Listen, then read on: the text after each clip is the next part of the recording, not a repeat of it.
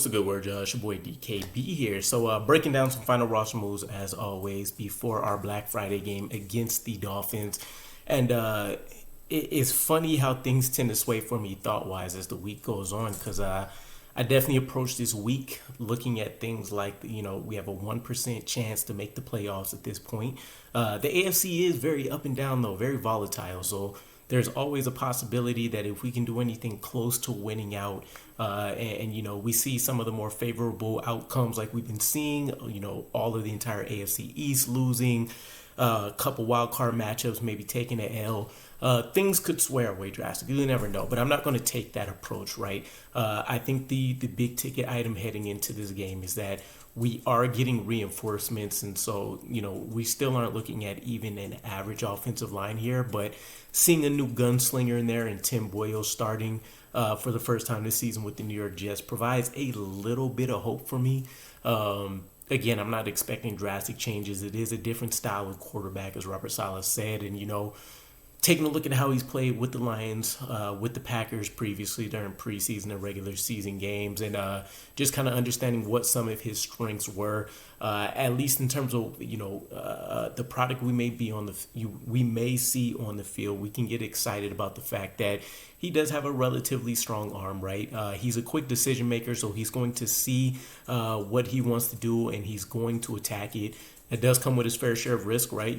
Touchdown to interception ratio obviously isn't great. But the lack of hesitancy, I think, will be a plus in this roster. It's what we see Mike White have a lot of success with the New York Jets when things took off for him last year. So, honestly, if we can stay competitive in every game the rest of this season, I'll be happy. But maybe if the offense provides enough of a spark, you can see the defense return to its full form for the entirety of this game, right? The first step will be obviously getting the ball in the hands of his playmakers, but more so than that, if we can actually start moving some of these chains, and we, kind of seen it for a small spurt instantly. Admittedly, I didn't end up watching the entire game. I was just kind of sick to my stomach after, Khalil Shakur, I think his name was, touchdown, or it might have been the Ty Johnson one, not sure. But either way, I definitely didn't finish everything. But I did see the first drive from Tim Boyle. Wasn't the worst thing in the world. Again, you have to take a look at things holistically.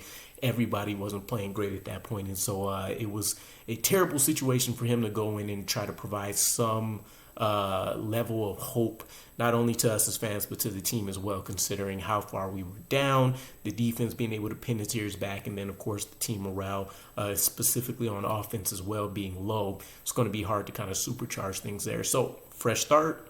Again, kind of tough week of practice with, this being a quick turnaround and all that, but we'll see what happens. Talking about some of the reinforcements he'll get, though, and some of the moves that we made.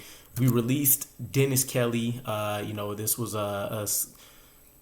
was a player we brought in to kind of experiment with because he had familiarity with the system, right? Keith Carter, the offensive line coach, all that good stuff. But he's no longer in the building. We did activate Duane Brown, and Mekhi Becton is questionable with that ankle injury. So I know he's pressing to kind of stay in the lineup, and this was a question we would have had even if Mekhi Becton wasn't injured, with what they want to do with Duane Brown.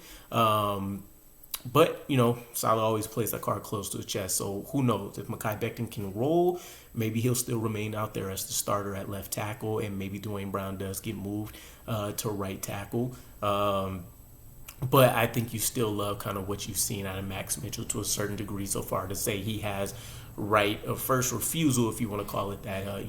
Let him make a major mistake or a handful of major mistakes before you turn to the veteran at this point, right? The reason we took so long, in my opinion, activating him from his 21-day window was because there is a certain level of question with his health and what's going on with the shoulders and whatnot. And, skill-wise, maybe they were trying to give him enough practice time to play a new position. You don't know. So we'll see how things shake out there. But guard Xavier Newman, we did sign him back to the active roster as well. So he's the presumed right guard starter. We released guard Chris Glazer, and this is part of a flurry of moves we made. Jake Hansen, I think he's played mostly tackle for us from what I'm remembering. But basically an offensive lineman that we elevated. We once again elevated Tanzel Smart too, which I love the guy, but I also kind of feel bad because it almost feels like there's a reason no other team is picking him up, even though we see him do reasonably well in spurts. And we play roster gymnastics with him all day. So I was happy to see him make the 53-man roster when we actually signed him and didn't elevate him, but it's been nothing but juggling with him ever since.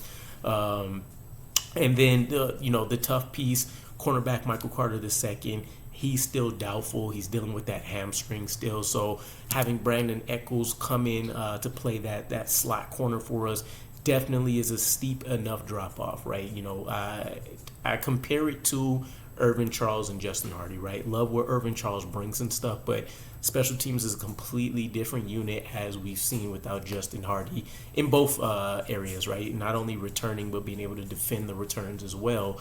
And it's the same thing with Michael Carter versus Brandon Echols. So this does serve as a feather in his cap. This should work very well when it comes to extension talks for Michael Carter, seeing how drastic, and I don't mean that in the worst way, right? It's not like we become a terrible defense all of a sudden, but you're talking about easily the best trio in the NFL when it comes to the cornerback unit, and then seeing Brandon Echols come in, it's not a seamless transition. So hopefully, even though he's most likely going to be out for this game, we see him come back soon. And then tackle Billy Turner, he's questionable after having that finger surgery, so we'll see. This is still a game that's a recipe for a disaster. Again, short week, new starting quarterback, new offensive line combination.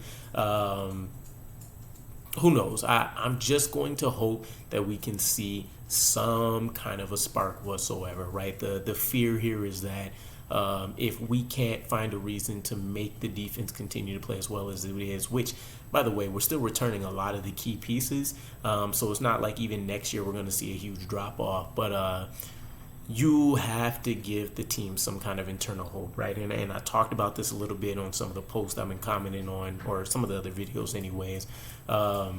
Some of the teams that you've seen drag themselves out of years and years, sometimes a decade plus worth of tragedy, has been the teams that under a new head coach or whatever the case is, but they've been able to fight tooth and nail, to end the season, even when there isn't necessarily anything to really play for. So hopefully that ends up being the case for us, right? I know a lot of us have already turned the page to waiting for Aaron Rodgers to return next year. Essentially the same roster coming in. Hopefully we can make improvements to the offensive line and stuff, and we're hoping to take off. But ultimately, let me know what you guys think and predictions if you have any. I'm fully expecting that kind of Miami may run away with this one. But it is what it is. Again, appreciate you guys, though. Hopefully you had a happy Thanksgiving, by the way. And I'll catch you again. Peace.